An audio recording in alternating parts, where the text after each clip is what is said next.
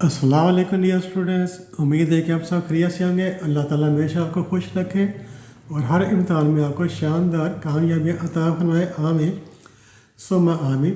तो आज की वीडियो में हम डिस्कस करेंगे 10th class English paper scheme for the year 2025। इस साल आपके जो बोर्ड के एग्ज़ाम होंगे उनकी इंग्लिश की पेपर स्कीम पंजाब के तमाम बोर्ड्स के लिए, पंजाब में जितने भी एजुकेशन बोर्ड्स हैं यानी लाहौर बोर्ड, गुजरांवाला, रावलपिंडी, फैसलाबाद, सरगोदा, साहिवाल, मुल्तान, बावलपुर, डेजी खान, तमाम बोर्ड्स की एक ही पेपर स्कीम है। तमाम स्टूडेंट्स इस स्कीम के मुताबिक अपनी तैयारी करें, इंशाल्लाह आपका पेपर इसी स्कीम के मुताबिक आएगा। इंग्लिश के पेपर के टोटल मार्क्स 75 है। पास होने के लिए आपको 33% यानी 25 मार्क्स चाहिए।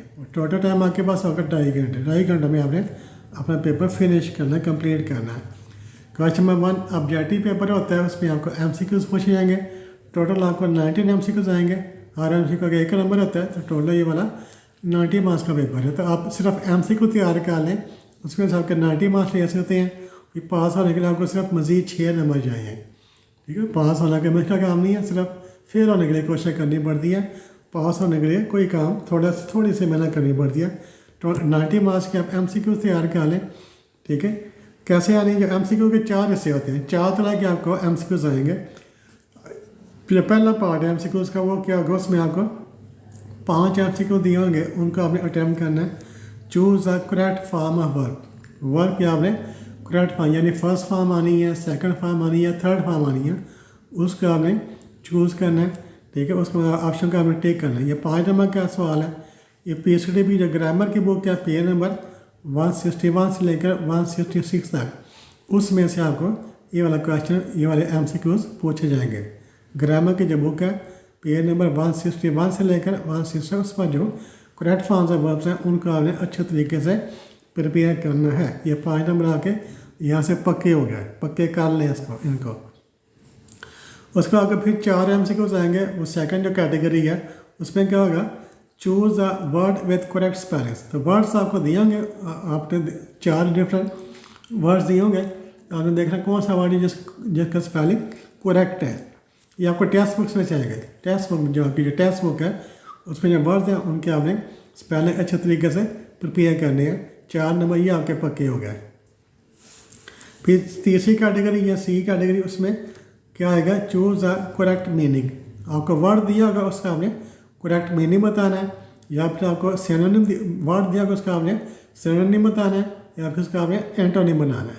ठीक है, तो ये वाला भी 5 नंबर का क्वेश्चन है, जिसमें आपको वर्ड्स दिए होंगे कि आपने करेक्ट मीनिंग बताने हैं, या वर्ड्स के आपने सिनोनिम बताने हैं, या एंटोनिम बताने हैं। ये भी आपकी जो टेक्स्ट बुक है, एक्सरसाइज है, उनमें से आपको पूछे जाएंगे। 5 नंबर ये वाले हो गए। उसके बाद चौथी कैटेगरी है MCQs की, उसमें क्या है, चूज़ करेक्ट ऑप्शन, यानी जो पार्ट्स ऑफ स्पीच है, ए एंड दी, या फिर नाउन, प्रोनाउन, प्रेपोजिशन, उस तरह उसमें से पूछा जाएगा। तो choose correct option according to grammar. तो आपने अकॉर्डिंग टू ग्रामर जो करेक्ट ऑप्शन उसको चूज़ करना है। ये भी 5 MCQs इस टाइप के आपको आएंगे। यूँ आपके जो ऑब्जेक्टिव पेपर है उसके 90 मार्क्स कंप्लीट हो जाएंगे। इनको आप अच्छे तरीके से प्रिपेयर करें, कोई मुश्किल नहीं है, आसान है। क्वेश्चन नंबर 2 सब्जेक्टिव होता है, उसमें क्या होता है, शॉर्ट क्वेश्चन। तो आपको शॉर्ट क्वेश्चन पूछे जाएंगे from text book. Text book में से आपको शॉर्ट क्वेश्चन पूछे जाएंगे। 8 शॉर्ट क्वेश्चन हो गए। 8 में से आपने कोई से 5 के आपने शॉर्ट आंसर लिखने हैं। टेक्स्ट बुक में से आपको 8 क्वेश्चन आएंगे, उसमें से आपने कोई से 5 के शॉर्ट आंसर लिखने हैं। अब इनमें देखें, ये 10 नंबर का सवाल है। तो जो 5 क्वेश्चन, 8 में जो 5 क्वेश्चन हैं वो आपको एक्सरसाइज में से आएंगे। 8 में से जो 5 क्वेश्चन आपको एक्सरसाइज में से आएंगे, बाकी जो 3 क्वेश्चन वो आपको लेसन में से आएंगे, यानी अनसीन आएंगे। ये वाले 8 में से 5 क्वेश्चन एक्सरसाइज में क्वेश्चन दिए उनमें से आ जाएंगे। बाकी जो 3 हैं वो आपको अनसीन आएंगे, लेसन में से, लेकिन अनसीन होंगे। तो अब जो एक्सरसाइज के क्वेश्चन हैं उनका आप अच्छे तरीके से प्रिपेयर कर लें, इंशाल्लाह आपको ये क्वेश्चन भी कंप्लीट हो जाएगा। 10 नंबर का 1910 कितने हो गए, 29, 29 मार्क्स। तो ये 2 क्वेश्चन आप कर लें और 29 मार्क्स लेकर पास हो सकते हैं। ठीक है, उसके बाद है क्वेश्चन नंबर 3।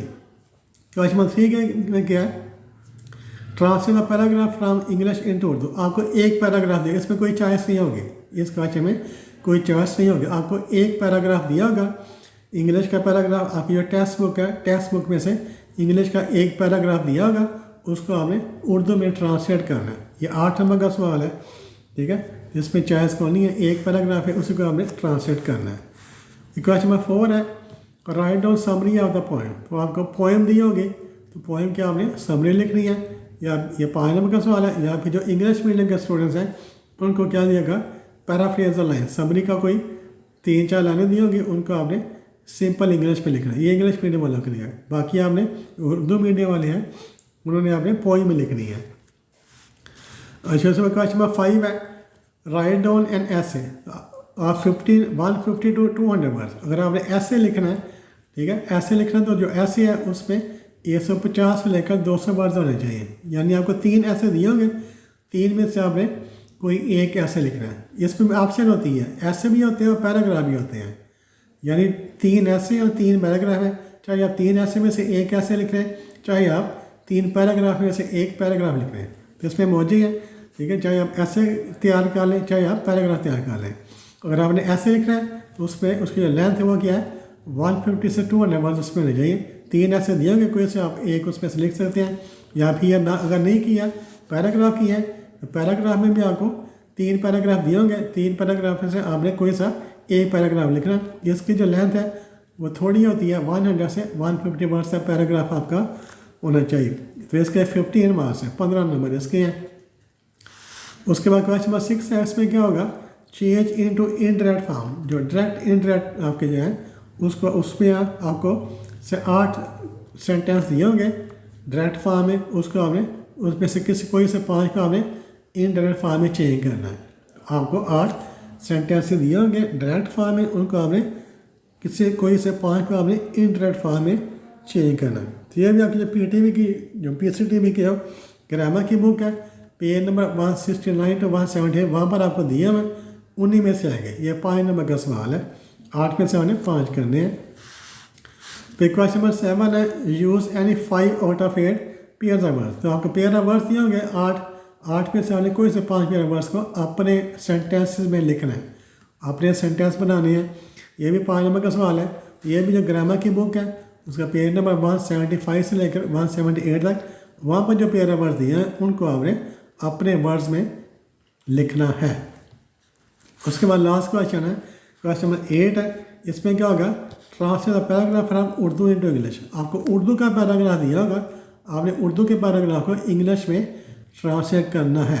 ये भी आपको जो ग्रामर की बुक है, पेज नंबर 137 से लेकर पेज नंबर 147 तक, उसमें जो पैराग्राफ है उन्हीं में से आपको कोई एक पैराग्राफ आएगा, उसको आपने इंग्लिश में ट्रांसलेट करना है। इसके 8 नंबर। ये आपकी पेपर स्कीम है तमाम पंजाब के तमाम बोर्ड्स के लिए। तो I wish all of you good luck. Thank you for watching this video. अल्लाह हाफिज़।